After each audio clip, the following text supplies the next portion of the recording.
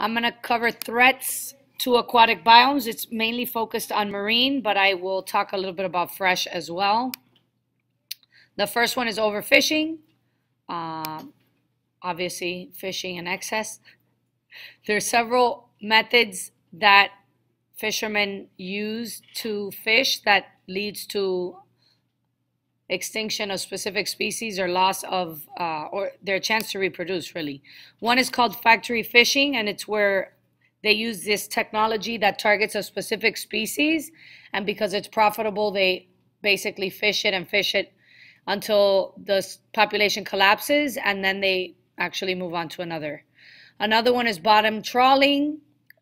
It's a net with these like scrapes at the bottom that trail down the bottom of the ocean and capture everything in its trail, and then they basically sort it out for what's, again, used for profit. This is a picture of a seal trapped in a trawl net.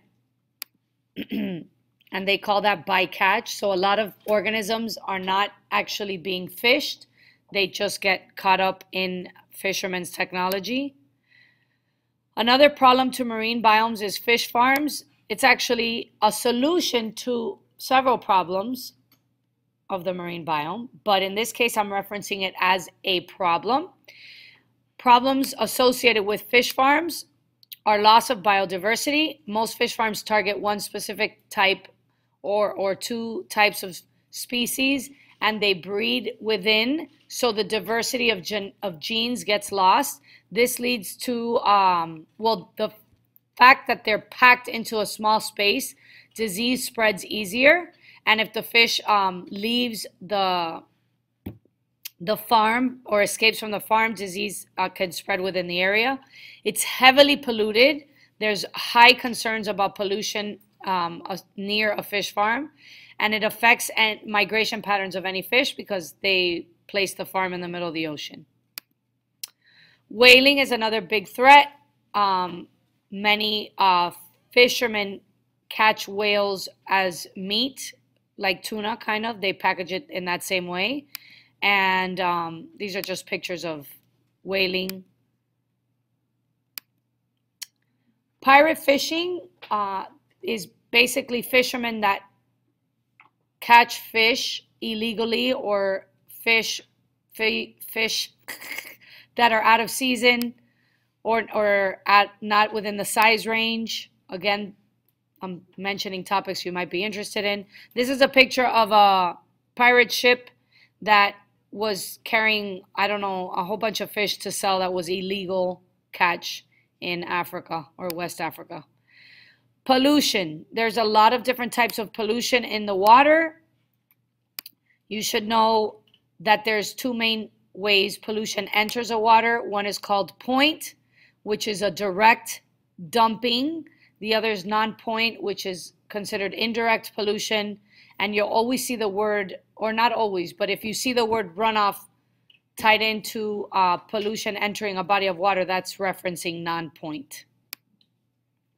These are just pictures of pollution and fish caught on a net, which kind of could be tied into fishing and pollution, overfishing and pollution.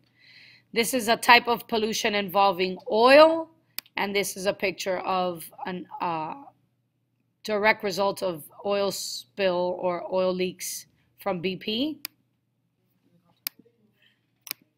Coastal development. Construction leads to excessive amounts of pollution.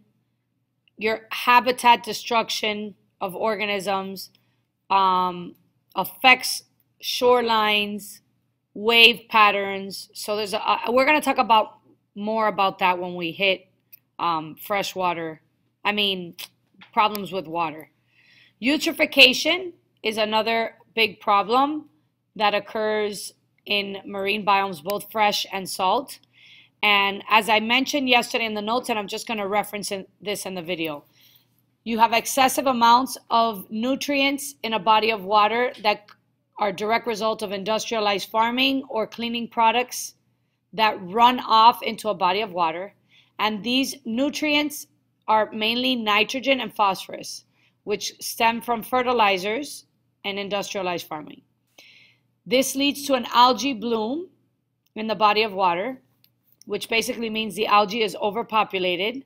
So eventually the algae dies because they have limits in resources.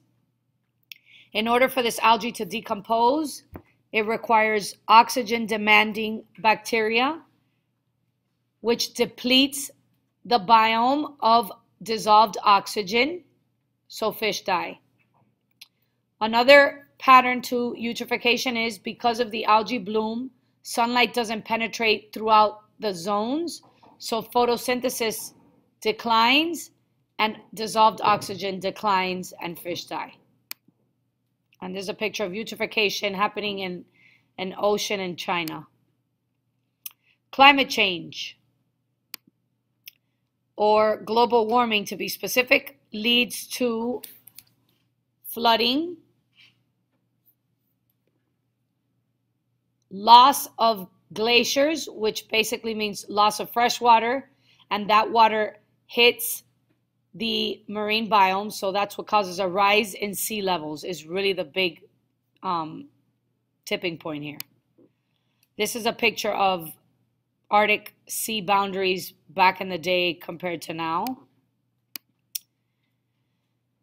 You also have, with the melting of these ice caps due to warming, a positive feedback loop of emissions of carbon dioxide and methane from the ice, which leads to more warming and more loss of ice.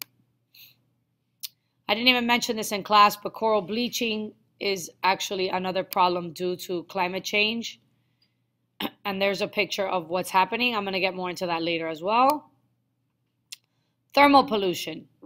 It's a specific type of pollution that deals with heating of a body of water, mainly from a power plant. And when water warms, dissolved oxygen levels drop.